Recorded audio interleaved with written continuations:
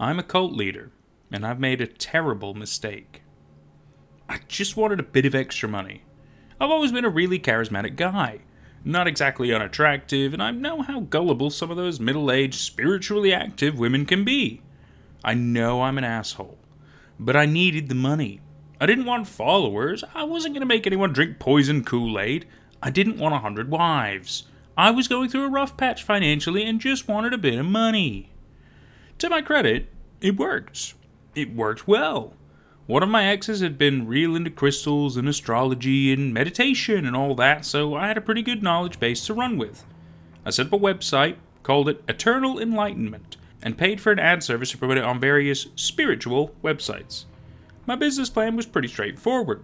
I wore a white shirt, white pants, sat cross-legged on some cushions on my apartment balcony at golden hour, and talked into a camera for 30 to 45 minutes about chakras and energy and the power of the divine feminine and how one could achieve enlightenment just like I had. Clips of these videos were available for free on my website, with the full versions and exclusive videos available for $99 a month. Only $800 if you paid for an entire year up front. Imagine how well that took off among my target demographic. Enlightenment? Access to secrets of the universe for less than $100 a month?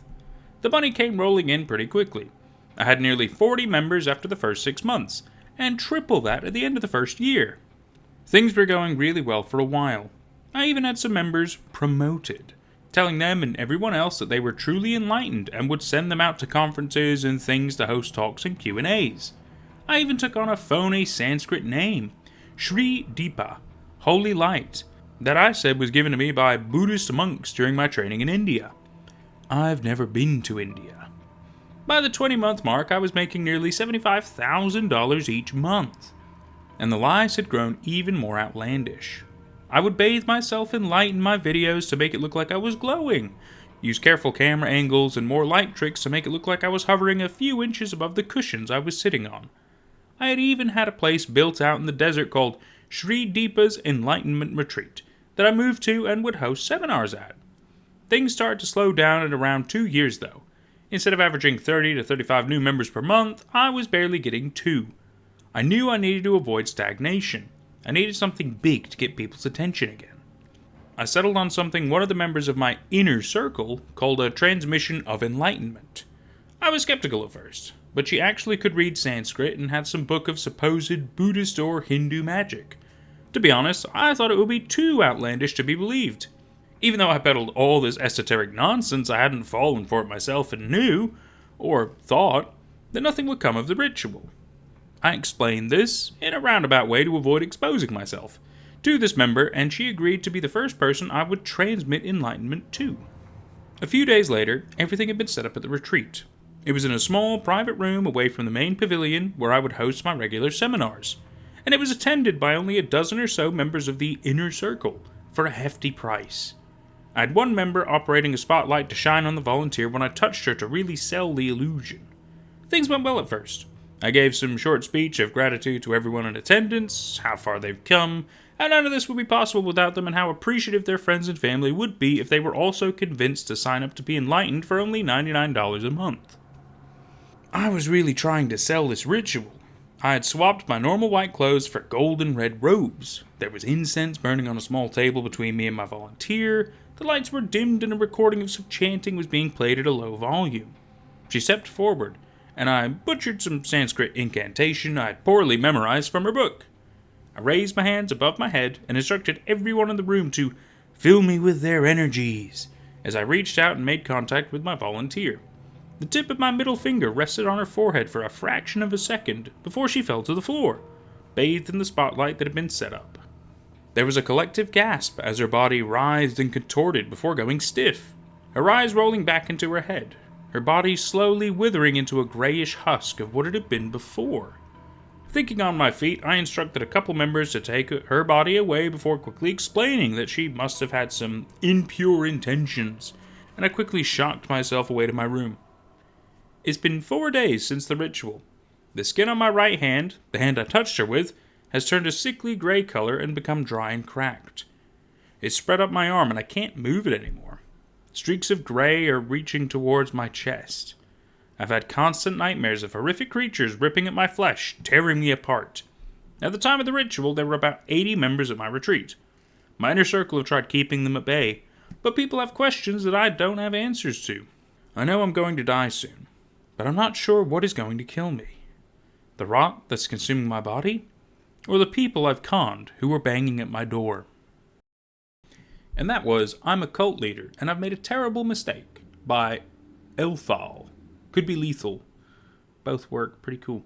So, this story is awesome because it's steeped in so many things that could very well be true, and it's exciting. It's so exciting because it reminds you that not everything you see out there is real. It reminds you of the fact that there are snake oil salesmen, there are con men.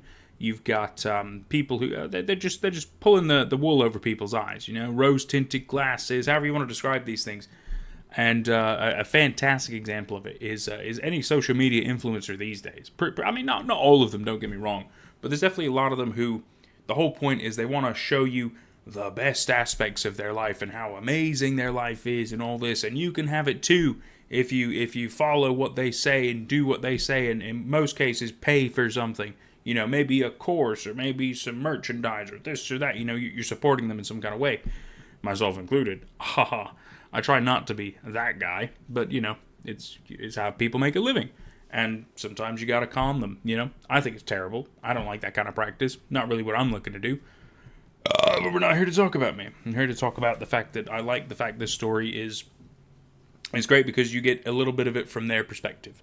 But in this case, it's another one of those things that really reminds you about how lying can be, especially the idea that one little lie isn't going to hurt you.